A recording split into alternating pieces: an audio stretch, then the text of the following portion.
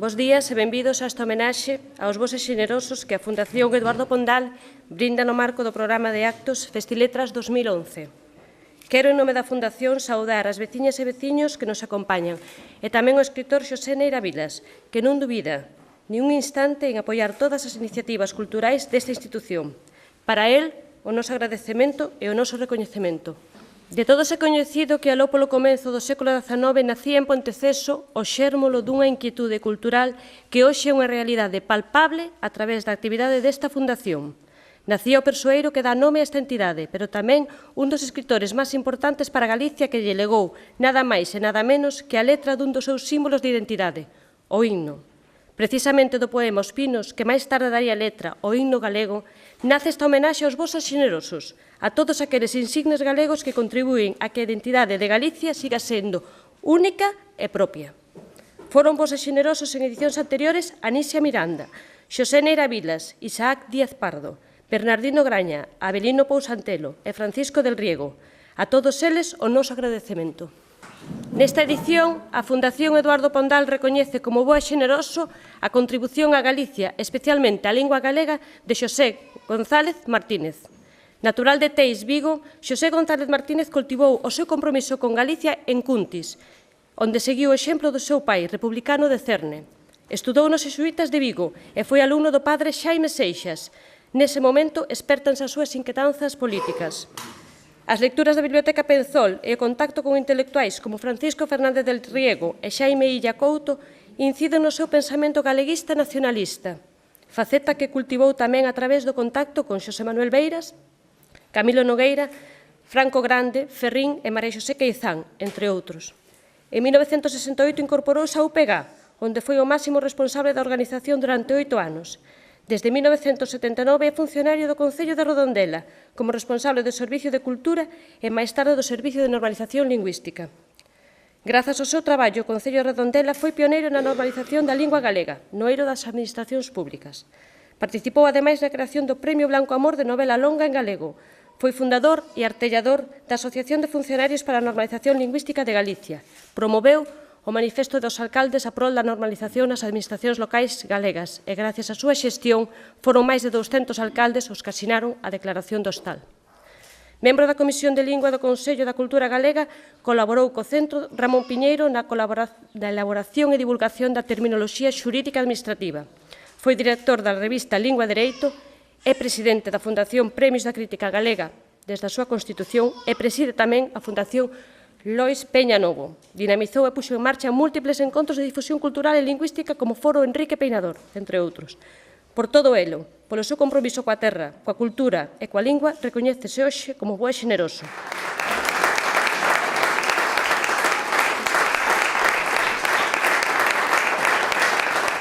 Moitas grazas por este premio, porque, inda que eu son un home máis de cociña, de estar traballando sempre detrás do escenario, pois agradezo moitísimo que se me recoñece isto, non por min, porque eu son dos que penso que os traballos non se deben, os resultados dos traballos non se deben ao esforzo dun só, sempre hai un equipo. Eu teño a gran sorte sempre tiven a gran sorte sempre de estar traballando con xente que en distintos ámbitos constituímos un grupo dinamizador. Por outra banda, é moi emotivo este acto, vir aquí a Ponteceso, polo que representa a vila, e polo que representa, ademais, a presencia de algunhas persoas. Con Xesús Alonso Montero teño unha relación de vello, de moi vello, e ainda viña dicindolle no coche agora, para aquí, cando no ano 69, na taberna do seu irmán, magasollou con 67, con unha obra de Carlos Marx, que para entón, é unha obra científica sobre o capital, que para entón era coñecemento imprescindible. E Antía cal eu coñecina e o seu marido Antón Beiras, na Asociación Cultural de Vigo tamén, cando Antía, pedagoga de renome, acudía ali aquelas mesas redondas, e tamén Está aquí Pepe Neira, porque eu creo que a Pepe Neira coñecino por cartas, antes de coñecermonos personalmente. Pepe Neira mandábame a través da embaixada de Cuba toneladas de libros que servíronme para, non só para ler eu, senón para distribuir a outra xente e formar o que sería ese grupo dinamizador do nacionalismo galego. Efectivamente, danme o premio por todo isto que a presentadora dicía. Eu isto quero darlle un sentido colectivo. Está aquí Carme Pérez Vaquero, que é unha entrañable compañeira desde hai moito tempo neste tipo de actividades connosco. Nos creemos que a salvación da lingua galega está tamén fora da literatura, do ámbito da literatura. Por iso impulsamos procesos como é a galeguización no ámbito xurídico, xudicial, no ámbito empresarial e no ámbito da función pública. Se tivera que escoller algunha destas actividades que levamos feito, eu diría que me sinto moi orgulloso de termos iniciado ese proceso de galeguización unha vez constituídas as administracións locais en 1979, de termos galeguizado a administración local. Hoxe, casi 97% dos concellos galegos utilizan o galego en toda a súa actividade. Deso síntome especialmente orgulloso, igual que ter promovido a primeira sentenza en lingua galega despois de 400 anos de proscripción, ditada, por certo, por alguén que xa hoxe nos ten entre nós, que era o magistrado Claudio Movilla, que editaron a sentenza, e logo, actividades como galeguizar empresas. Ese é un traballo moi duro, un traballo de cantería fina. Digo cantería fina porque hai que andar con moitos pés de chumbo para chegar a algúns sectores, pero penso que hai que ser optimista cara ao futuro e pensar que sen o concurso de todos nós o país non tería unha solución. E digo de todos nós por humilde que sexa cada un dos que estea aquí. Eu, antes de entrar aquí neste salón, fun ver o cemiterio, que fago moitas veces en todos os sitios, e decateime de algo que deberíamos correxir todos, que non hai ningún lápida en galego. Estou seguro que todos os que están soterrados aí nunca falaron en castelán, ou se o falaron foi ocasionalmente. Esta é unha das tarefas que hai que facer, rehabilitar a memoria cultural e lingüística dos nosos devanceiros, que gracias a eles Galicia ten unha cultura e lingua de seus. Por iso, dende hai moitos anos, vimos facendo todos os meses de novembro unha actividade alá onde conseguimos o concurso, que é levantar unha lápida de alguén que fose senlleiro na parroquia, colocar outra en galego para facerlle xustiza a esa persoa. Fixémolo con Enrique Peinador, o empresario máis emblemático que tivo Galicia nos anos 20 e 30. Fixémonos noutros sitios tamén, e eu animo a Fundación Eduardo Pondal que todos os anos faga tamén unha actividade arredor do Día de Defuntos para que o vecindario saiba que hai que rehabilitar a figura de moita xente que está aí incorrectamente recordada con expresións na lápida en castelán. E nada máis, moitas gracias. A Fundación Eduardo Pondal acordou recoñecer tamén como boa e xenerosa Antía Cal, insigne mostra de dedicación docente en Galicia.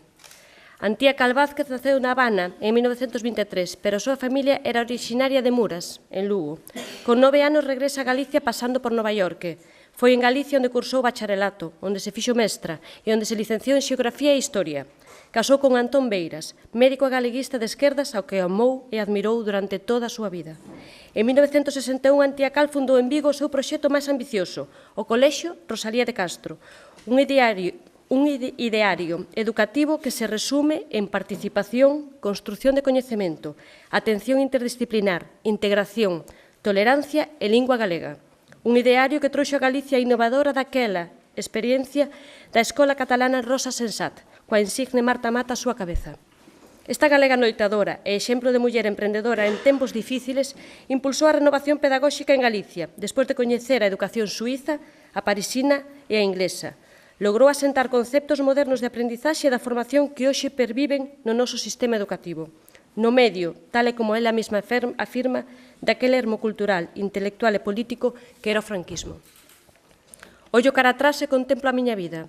Hai cousas que puiden facer mellor. Houve momentos moi difíciles, días escuros, pozos dos que parecía que non daba saído, pero de cando en vez cruzome con algún alumno. Hoxe un home, coa súa familia, co seu proxecto de vida. Algúnha vez recibo unha carta, unha chamada, unha voz que me recorda que me chama Tita. O meu corazón leveda como un pan no forno dos avós, un pan quentiño, arrecendente, agradecido, antía cal en este camiño que fixemos xuntos.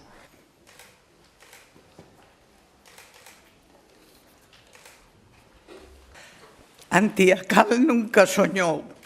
Seña, moitas gracias ao que o propiciou.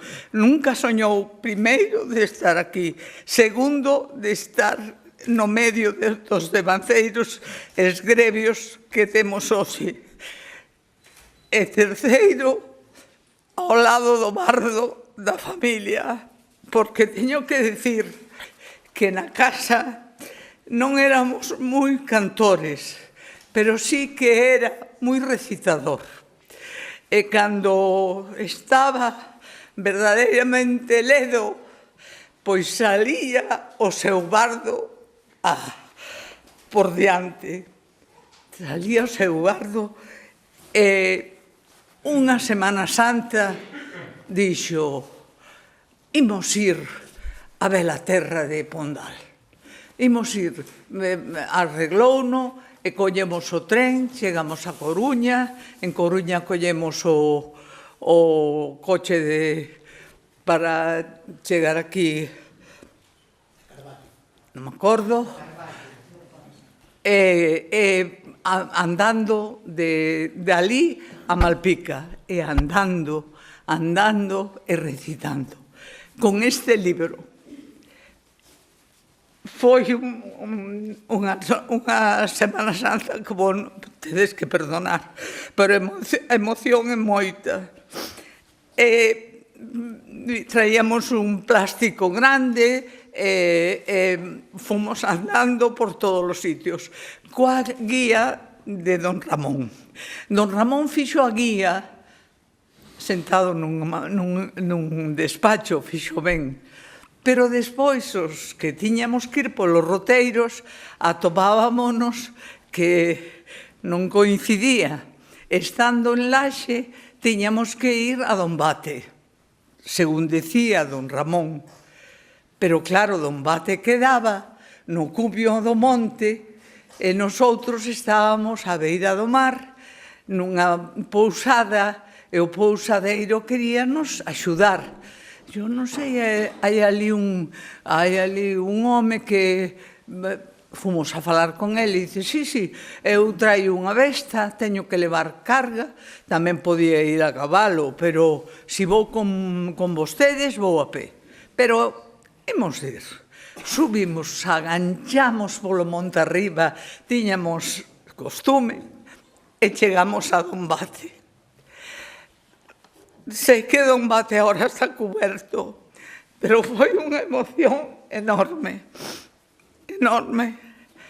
De Dombate volvemos a baixar a Laxe e seguimos o camiño precioso recitando este libro.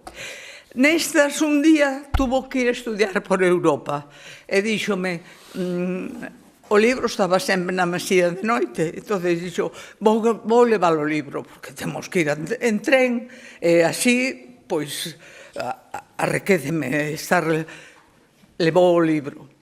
Levou o libro, efectivamente, fomos en tren, fomos lonxe, chegamos a Múnich, voltamos, no tren aprendendo máis aínda, e en París díxome: e se en vez de ir polo tren colléramos o barco en Dunkerque e víamos a Normandía? Pois moi ben, fomos a Dunkerque, miramos aquelas preciosidades e esqueceu o libro. Chegou a casa e dixo: ai, quedou na aduana. E podías escribir, que ao mellor ainda mandaban. como a mí non me costa ningún traballo escribir, pois colle un papel e puxenlles unha cartiña dicindo que era un libro da familia moi querido e mandaron o libro. Este libro fala moito del e eu non quero dar xa máis guerra.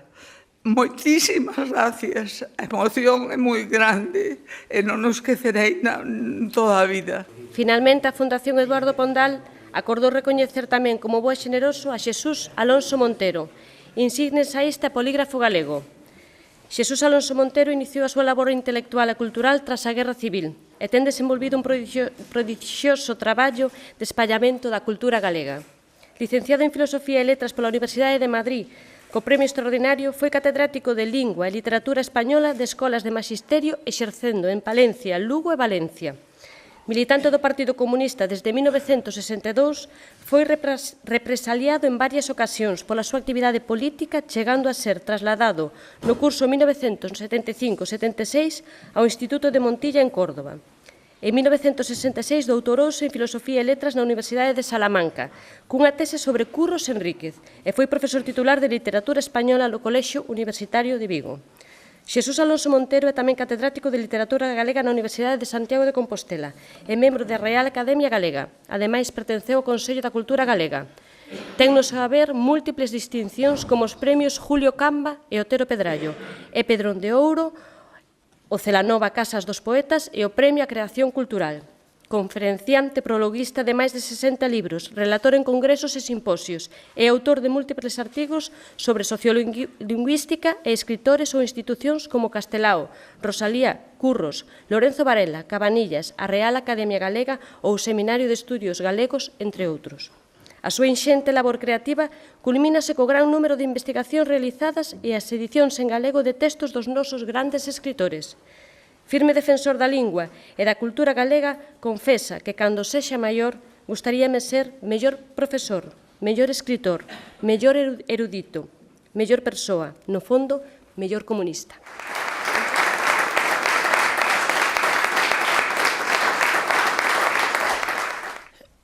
Aparentemente, miñas donas e meus señores, eu non estou tan emocionado como a miña bella amiga Antía Cal, nin quizáis teña, polo menos ao principio, a capacidade de improvisación que tivo tamén quen é o meu vello amigo Xosé González Martínez. Dixéronme os organizadores deste acto de hoxe que eu debería de falar quizáis un pouquiño máis ca eles porque teño a obriga e quizáis vostedes ou parte de vostedes a necesidade de que se diga algo máis non de min, que dos tres evidentemente son o menos importante, pero que se diga algo de Xosé González Martínez e de Antía Cal Vázquez. E aquelo que eles non se atreveron a formular, quizáis eu teño a suficiente autoritas e coñecemento para dicilo. Pero claro, en primeiro lugar, o protocolo manda que un agradeza fervoadamente esta distinción que se lle fai a un. Como teño moitos anos e como acaba de decir a nosa compañeira, a periodista, que teño recibido algúns premios, incluso bastantes premios, pero entre outras cousas porque teño moitos anos, xa son bastante vello. É máis vello Xosé Neira Vilas, que naceu a principios de novembro do ano 1928 e eu nacín o 28 de novembro dese ano. Polo tanto, ele é bastante máis vello, 20 días aproximadamente. Como son bastante vello, pois tamén é certo que a sociedade ás veces é xenerosa e tenlle concedido a un número non moi escaso de premios. Se eu fose político, diría que este é o premio que máis me emocionou da miña vida. Non, eu non son político, trato de ser sincero, hai premios que me emocionaron máis. Un día que, por exemplo, tendo eu 16 anos, o meu primeiro amor de adolescencia me regalou como premio un poema. Evidentemente, toda a sociedade de Eduardo Pondal, toda a comarca de Bergantiños e mesmo a ópera ómnia do gran poeta que foi Eduardo Pondal son un premio insignificante ante aquel poema que aínda conservo do meu primeiro amor e non único de adolescencia.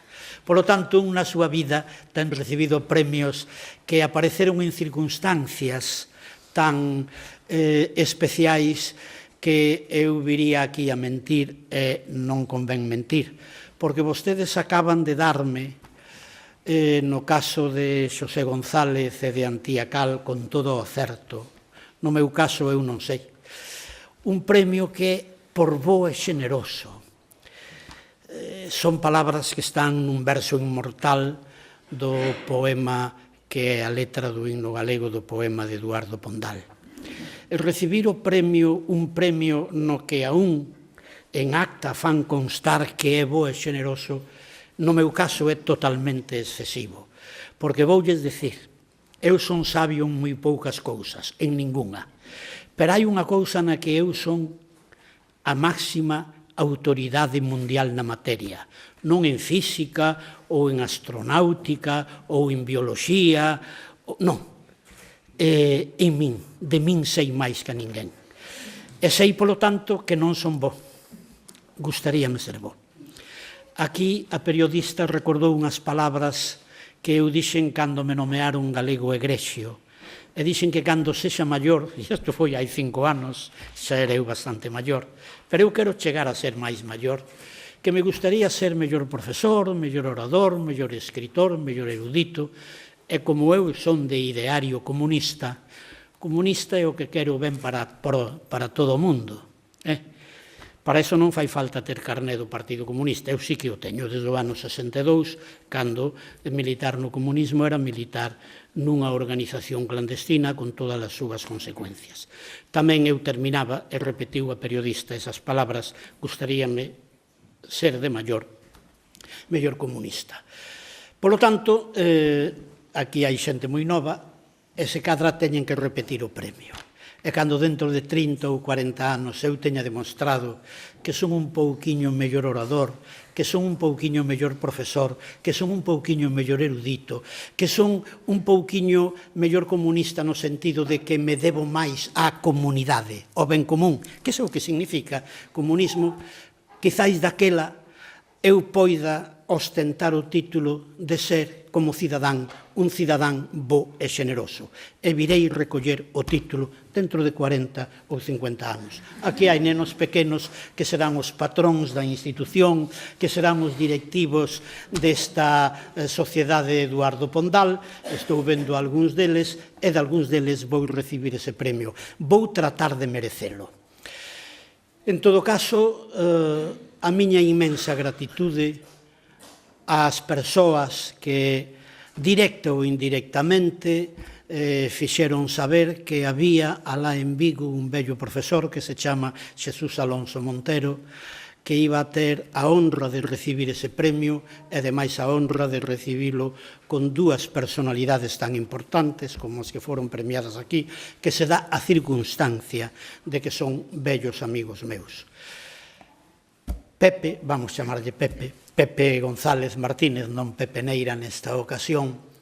Pepe citou que lle entreguei un tomo do Capital. Bueno, eu supoño que andaba facendo propaganda comunista. Debía de ser unha síntese ou un resumen do bello libro de Carlos Marx, terminado, como é sabido, no seu terceiro volumen por aquel outro gran científico que se chamaba Federico Engels. Foi no ano 67 cando eu fun falar á Asociación Cultural de Vigo de Curros Enríquez, porque aquel ano, o Día das Letras Galegas, era na súa quinta edición, estaba dedicado ao gran poeta de Celanova. Eu, daquela, era catedrático no Instituto de Lugo, onde coincidín poucos anos despois cun ilustre home de letras desta comarca, Manuel Cousillas, que agora creo que está de profesor na Coruña, e como saben moitos de vostedes, acabo de ver un libro por aí, é especialista en literatura popular desta comarca. Ali coincidín eu en Lugo. Eu fora desde Lugo e el di que logo fomos tomar un vaso a unha taberna que daquela era xa un medio restaurante do meu irmán maior, xa falecido desde aí 5 anos. Pero eu non sei se o que contou Pepe é certo, porque eu supoño que non lle regalaría o capital a un neno de 4 anos, porque terías 4 anos daquela, porque é tan novo que como máximo tería 4 anos. Pero eu no meu afán militante comunista dixen, bueno, este neno que vaya lendo o Capital aínda que teña 4 ou 5 anos. En canto a Antía Cal, os nosos encontros son anteriores por razóns obvias, porque tanto Antía como eu temos unha idade bastante superior a do outro premiado. Aquí, sinto non coñecer o nome da periodista. María Xosé fixo unha estupenda semblanza, non dos tres. A miña é incorrecta porque é excesiva, pero a semblanza que fixo de Xosé González Martínez e a que fixo a continuación de Antía Cal Vázquez é unha semblanza que fai xustiza, non digo a totalidade dos méritos, que son moitos, pero sí a unha boa parte dos méritos que están na biografía dos dous homenaxeados. Quizáis, se mo permite María Xosé, habería que engadir algo máis, porque María Xosé, que sen dúbida é unha extraordinaria periodista, queirase ou non, tivo que ir a internet ou consultar a Enciclopedia Galega ou falar con algúns amigos, e isto é o correcto e o científico nun periodista, pero os demais coñecémonos e, polo tanto, sabemos de nós cousas que aínda non están en internet. Por exemplo, en internet non figura o poema que me regalou aquela nena de 16 anos, o que é unha grave eiva ou deficiencia na historia do internet español. Pero, bueno, que llevamos a facer? Algún día estas cousas susanaranse. Eu coñezo, repito, a Xosé González e a Antía Cal desde hai moito tempo. Gustaríame decir que Xosé González é, xa que aquí se falou das persoas que están comprometidas coa promoción da lingua galega, co espallamento da lingua galega, das persoas que están comprometidas no compromiso co idioma galego. Eu quero contar aquí unha anécdota que non sei se se ten dito públicamente algunha vez, pero hai cousa de 10 ou 12 anos, cando eu tiña unha noticia aínda un pouco imprecisa da biografía galeguista de Xosé González, alguén de moita autoridade díxome: se houbese en Galicia 100 persoas como Xosé González, o problema da normalización do galego estaba resolto en moi pouco tempo. Cando se fala da normalización do galego, quizás hai persoas que non pensaron a fondo no que esa terminoloxía implica. Que é normalizar o galego? Eu recordo cando era neno pequeno, eu era un neno en Ventosela, vostedes saben onde está Ventosela. Vai por Ventosela que teño unha moza que dá xenovela, di a canción. Pois eu non nacín en Ventosela, a min naceronme en Vigo, sin consultarme, nunha taberna que tiñan meus pais, pero meus pais eran de Ventosela, a 4 kilómetros de Ribadavia, polo tanto, no medio e medio do Ribeiro de Miño. Meus pais eran labradores e despois de viren no 38 de teren a taberna en Vigo seguiron sendo labradores e eu fun como neno e como adolescente labrador ata que fun estudiar a carreira de Filosofía e Letras á Universidade de Madrid no ano 1948. Pero mentres fun un neno labrego, un neno como Balbino, e digo Balbino primeiro porque se pode decir en calquera parte do mundo, pero se non estou mal informado, creo que onte Cándido fixo o seu espectáculo recitando o que el entende que é as memorias dun neno labrego. Daquela En Ventosela, onde eu falaba o galego estaba normalizado, non había que defendelo. Todo o mundo falaba o galego. Todo o mundo porque todo o mundo era labrador. Ali non había médico, ali non había farmacéutico, ali non había nin siquiera igrexa. Felizmente non había igrexa. Non había igrexa no sentido lingüístico, quero decir. Por lo tanto, a igrexa estaba en San Pallo, a 2 kilómetros, e daquela a liturxia eclesiástica, se non era en latín, era en castelán.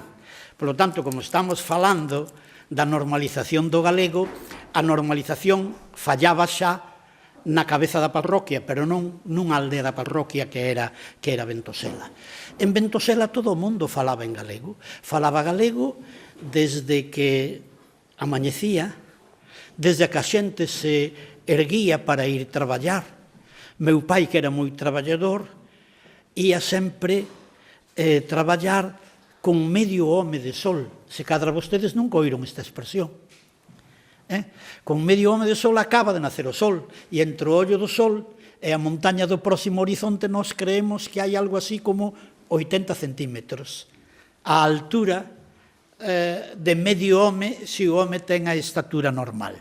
Por lo tanto, un pode ir ao traballo cun home de sol, con 2 homes de sol, con 3 homes de sol. Bueno, meu pai, que era moi traballador, ou ia de noite pecha, ou nos días en que era un pouco máis folgazán, ou no gallau, como se di no meu dialecto, pois erguíase con medio home de sol. Desde que un se erguía hasta que un se deitaba, un falaba en galego. Falaba en galego cos vellos e cos novos. Falaba en galego cos veciños e cos que non eran veciños. Falaba en galego cando tiña 10 anos, cando tiña 12, cando tiña 14, cando un empezaba a ingresar no universo fascinante dos primeiros amores, os amores da adolescencia. Resulta que eu as primeiras palabras de amor non as aprendín nos sonetos de Petrarca, nin nos sonetos de Dante. Eu aprendínnas, eu non sei como, falando con aquela rapaza.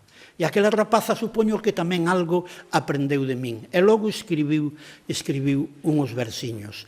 O idioma estaba normalizado porque que é a normalización do idioma galego?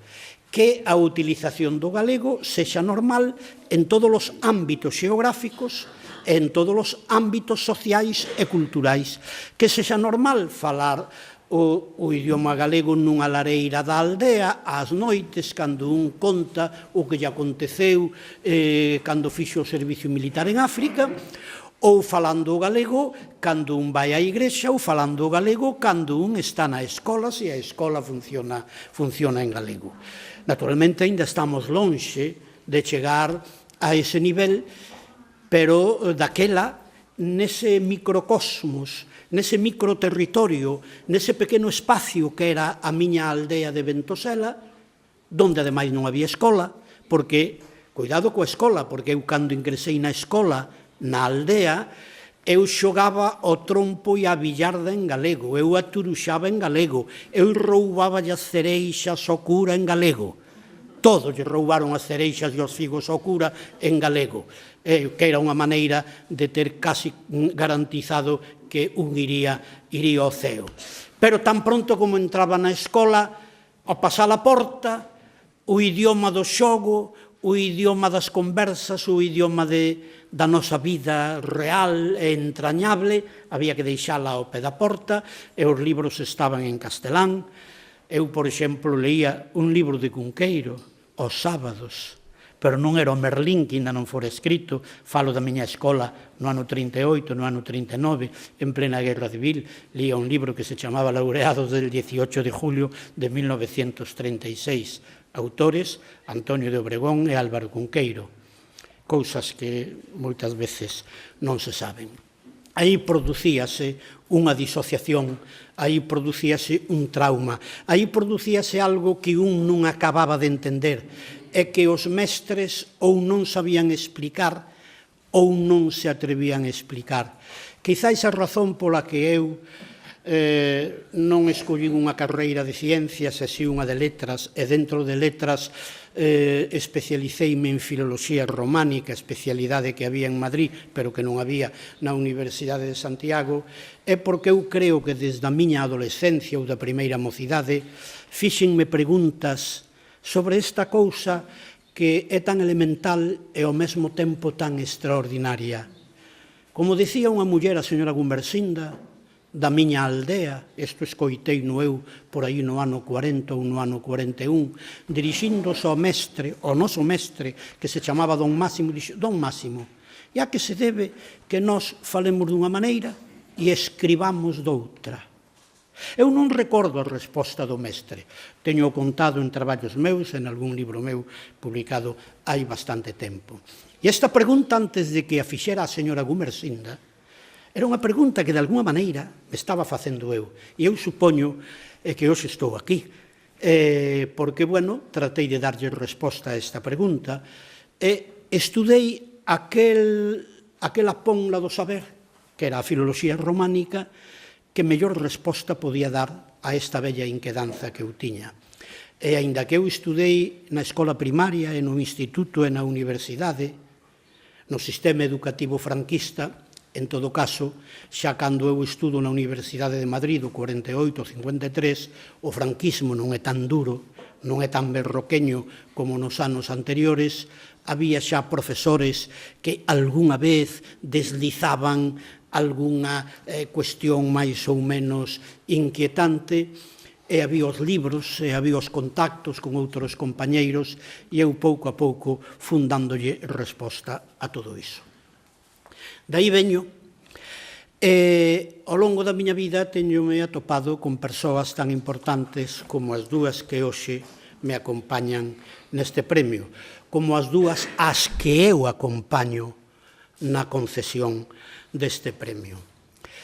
Contei unha anécdota de que o idioma galego normalizaríase en Galicia en moi pouco tempo se houbese 100 persoas que se chamasen Xosé González Martínez.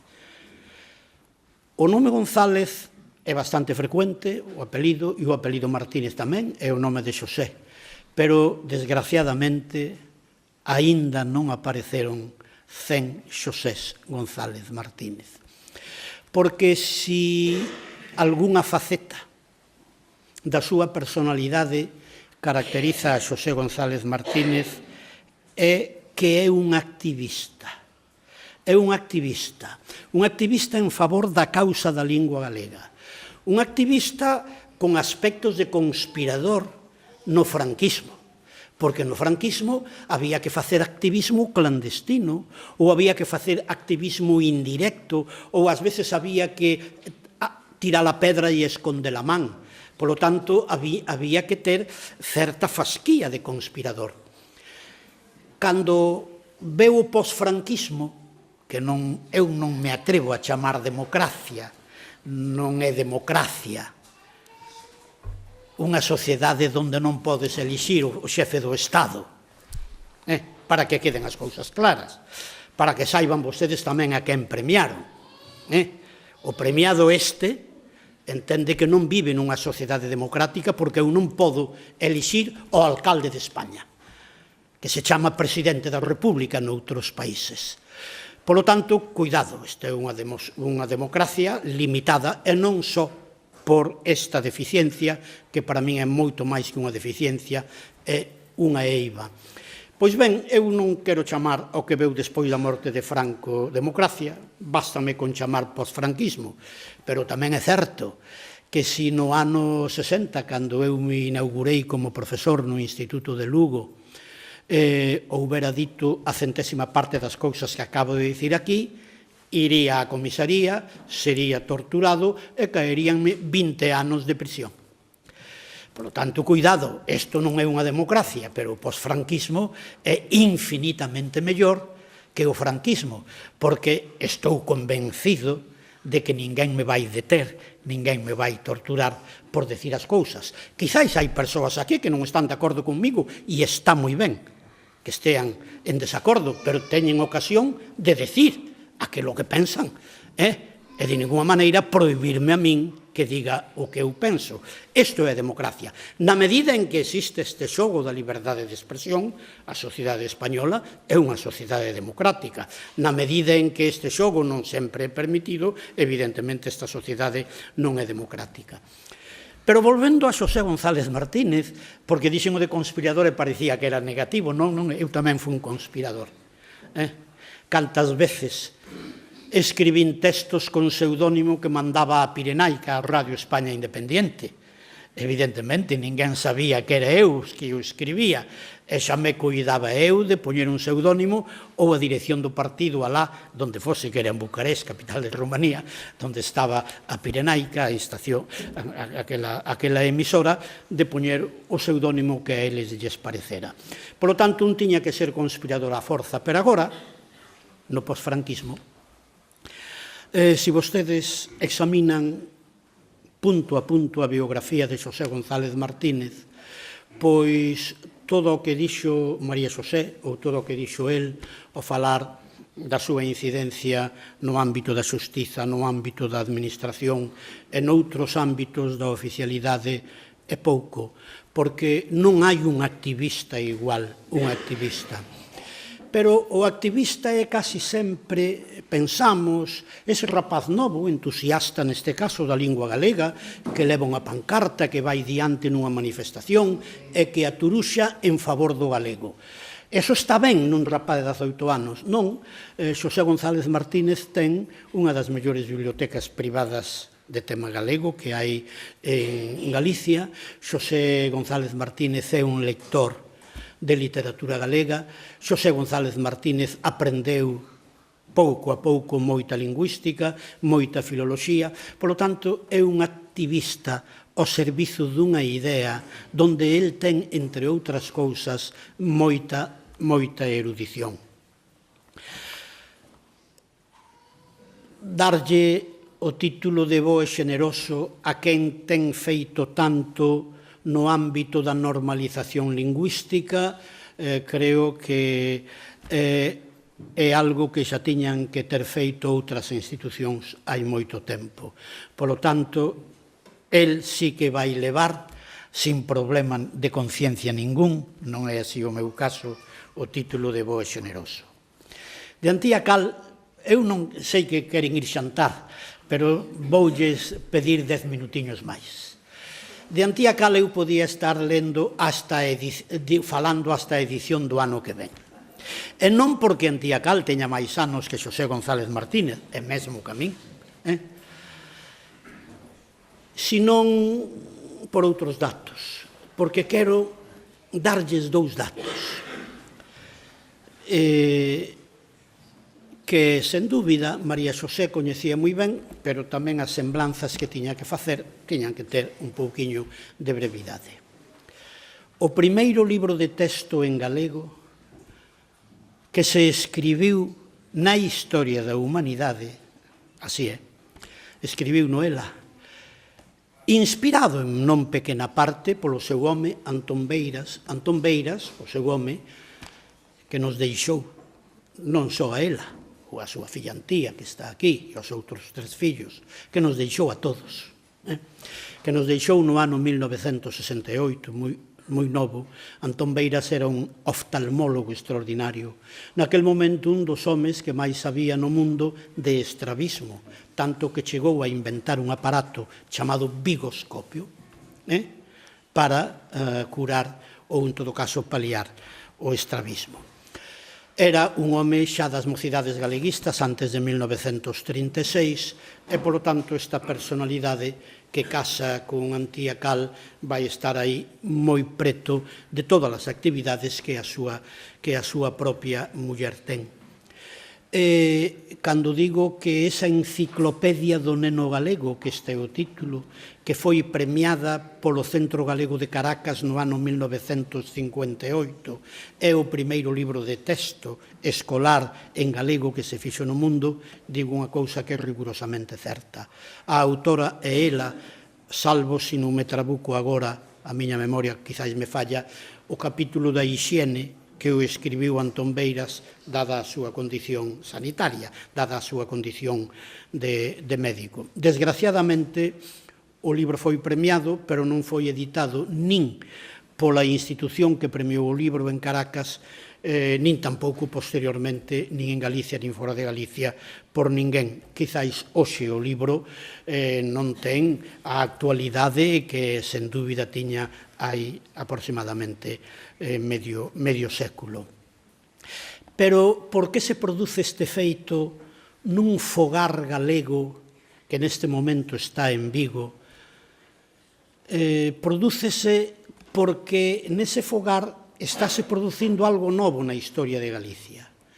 Eu non sei se vostedes saben que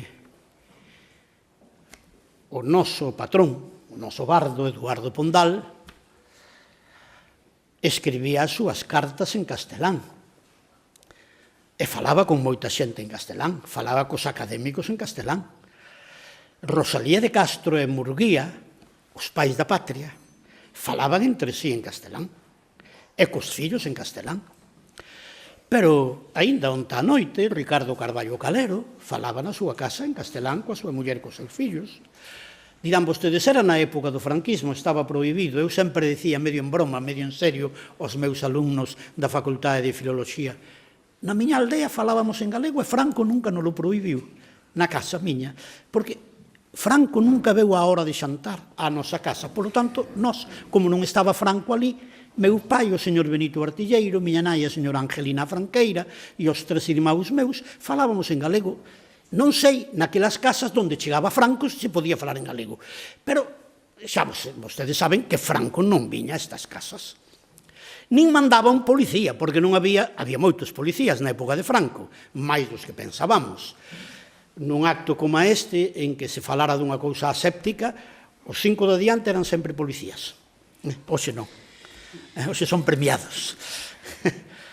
Con gabardina, con gafas e tomando notas.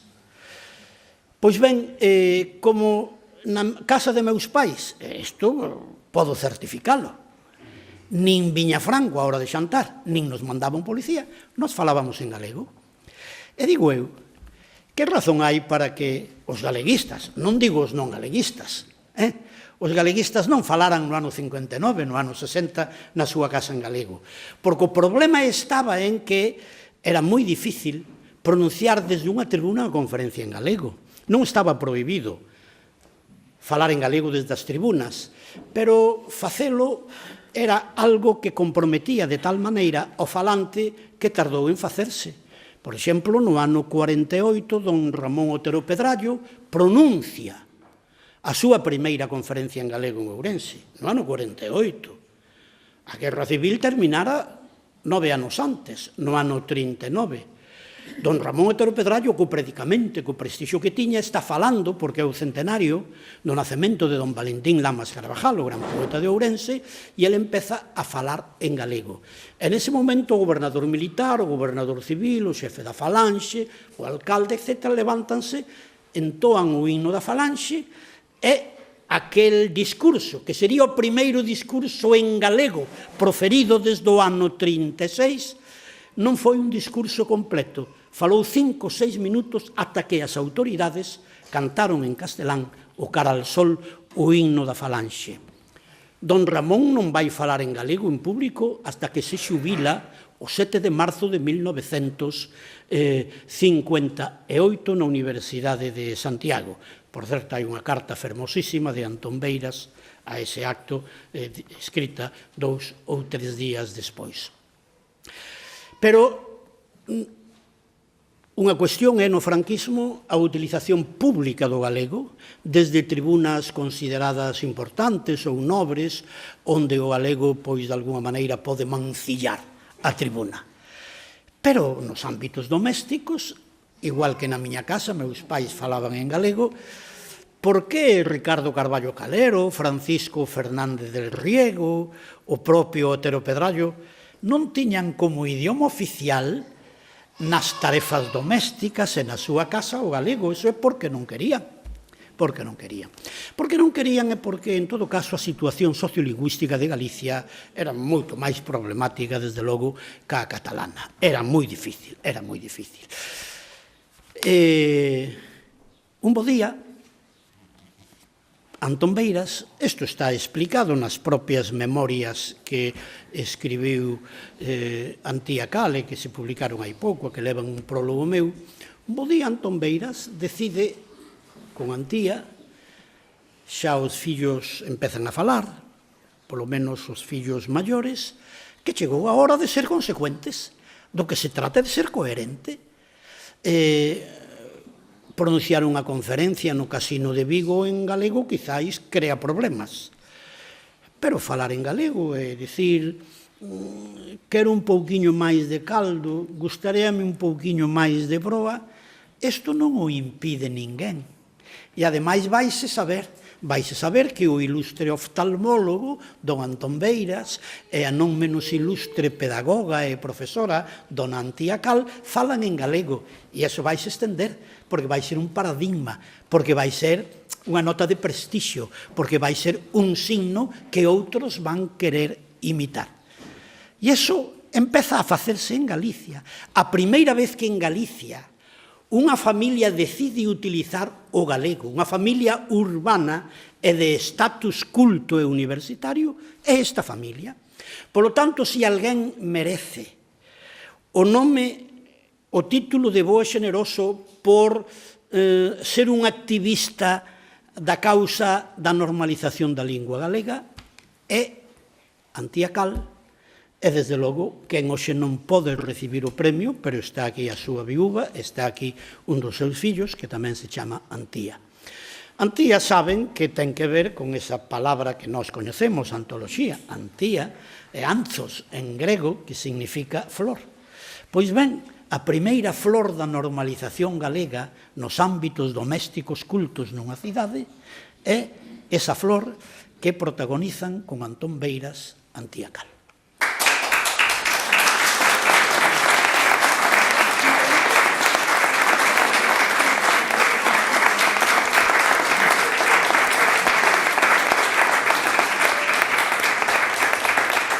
E agora, como non todo van ser gabanzas, hai un reproche que lle quero facer a Antía Cal, porque eu non coñecía a historia deste libro. Este libro, Queixumes dos Pinos, é unha edición feita por os nosos camaradas exiliados en Buenos Aires. Esta é unha edición feita por Luis Seoane, no ano 1940, e é un libro que Antón Beiras e Antía tiñan de cabeceira, tanto que van a París, ou van a Berna, ou van a Múnich, e levan o libro. E logo hai a historia maravillosa, Tita, que non che perdoo na vida, que non ma teñas contado, pero vou na contar eu nun dos meus próximos artigos na Voz de Galicia, o ben que lle escribiche ao responsable das aduanas dicindo que era un libro familiar. Non sei se o demo que aquel señor aduaneiro franquista, seguro viron a cousa en galego e dixe, este é un roxo, e lonxe de entregarvos o libro, mobilizara a quen fose para que vos meteran na cadea, porque todo podía suceder así. Por lo tanto, este libro ten unha historia extraordinaria. Había que legalo ao Museo Pedagóxico de Galicia, por exemplo, pero poñer a lenda, escribir toda a historia, non do libro, senón deste exemplar de Queixumes dos Pinos, donde, por certo, sen dúbida, está, polo menos nun apéndice, o himno galego. Eu podería seguir falando, primeiro de Xosé González e logo de Antía Cal, pero creo que falei suficiente. De min poucas cousas máis vou decir. En todo caso, a min deron un premio que eu teño que agradecer e que eu teño que merecer. Penso volver dentro de 40 ou 50 anos, queiran ou non queiran os actuais patróns. Pero dentro de 50 anos, os patróns, esta nena, aquel neno, etcétera, etcétera, etcétera. E terán o suficiente sentido para, recoñecer que, aínda que non o mereza moito, que me esforcei e, polo tanto, terei xa na miña casa 2 bustos de don Eduardo Pondal. Pero na medida en que nunha pequenísima medida eu merezo este premio, porque o merezo? Bueno, merezo porque algo teño feito polo galego. Eu, como defensor do galego, teño os meus criterios. Por exemplo, eu non son un militante do nacionalismo, non son un militante do Bloque Nacionalista Galego. Eu milito nun partido que non é nacionalista. Pero, cuidado, que unha persoa non milite nun partido nacionalista non quere decir necesariamente que non sexa defensor de determinadas cousas. Eu non creo máis que nunha nación, a nación da humanidade. Eu son máis camarada e máis amigo dun tailandés que descoñezo, que é xusto, que dun galego que fale moi ben o galego e que sexa o responsable do narcotráfico das Rías Baixas. Non me interesa, por ben que falo galego, ese narcotraficante. Síntome amigo, veciño, irmán e camarada dun tailandés, país que non coñezo, que é xusto. Por lo tanto, non se trata de ser máis galego nin menos galego. Trátase de ser máis xusto ou menos xusto. Pero en Galicia hai que ser xusto tendo en conta que o galego está aí, é unha realidade que está aí, e sobre o galego, pois os nacionalistas teñen un punto de vista, e aqueles que non militamos nunha formación nacionalista temos un punto de vista, eu non sei se mellor ou peor, distinto. Quen vai decir? Quen me vai chamar a min imbécil e escuro? Cuidado, porque a mesma razón que hai para chamarlle a alguén imbécil e escuro, pode tela o imbécil e escuro para chamarlle ao outro. Con iso hai que andar moito cuidado. Hai que andar con moito cuidado. De todos modos, o galego conseguirá a súa total normalización, da que está aínda bastante lonxe, falarase en todos os ámbitos, en todos os territorios, en todas as esferas da cultura, da administración, da política, da sociedade, o día que o galego sexa o idioma normal, sobre todo das clases que ocupan na sociedade eses lugares polos que poden vestir mellor, comer mellor, viaxar máis e ter máis casas. O problema en Cataluña é que a xente que ten máis casas, máis diñeiro, máis poder, máis estudos, xa falaban catalán na época de Franco. Aquí non. Como estamos nunha sociedade de clases que a min non me gusta, porque se hai clases e que hai ricos e hai pobres, se hai clases e que hai privilexiados e hai desfavorecidos, pois, mentras haxa unha sociedade de clases, é importante que as clases máis remuneradas, as clases que visten mellor, as clases que teñen máis casas, as clases que viaxan máis ao Caribe, as clases que xogan máis ao golf, falen o galego. Eso non vai ser fácil, pero en todo caso pertenza un a esa clase, os xogadores de golf, ou os que levan as pelotas aos xogadores de golf. O importante é que a causa do galego hoxe e no futuro próximo e quizáis no futuro remoto estexa ligado ao problema da cultura, porque hai que defender a lingua, pero hai que defender a cultura. E a cultura non é saber moita aritmética ou moita astronomía ou moita física ou moita historia da literatura. Iso é erudición e é información. A cultura, como dicía un vello mestre meu, é unha cousa que abre os ollos. Por lo tanto, ver 5 horas de Telecinco protagonizado por Belén Esteban, un termina cos ollos pechados. Por lo tanto, o fenómeno Belén Esteban, que é o que hoxe se promociona, pecha os ollos. Ver outras cousas, ler outras cousas, abre os ollos. Eso é cultura. E cando un abre os ollos, un decátase que ten que defender o galego, pero ao mesmo tempo ten que defender para o seu país mellores hospitais, mellores centros públicos, mellor sistema educativo. Hai que ligar a causa do galego á causa do progreso, á causa do benestar e á causa da xustiza social. Na medida en que se coordinen todas estas actividades, o galego será un instrumento de liberación, un instrumento de enriquecemento. Na medida en que se defenda o galego polo galego e que importe pouco que haxa mellor ou peor sanidade pública, mellor ou peor educación pública, o galego estaría nese caso condenado ao fracaso. Eu trato de militar nestas coordenadas e aí fago o que podo. O que pasa que, como son moi novo, seguirei facendo hasta dentro de 50 anos. Quero finalmente reiterar o agradecemento da Fundación Eduardo Pondal por asistir a este noble acto e os parabéns aos galardoados, co firme convencemento de que Galicia non sería a mesma sin as súas achegas e o seu compromiso.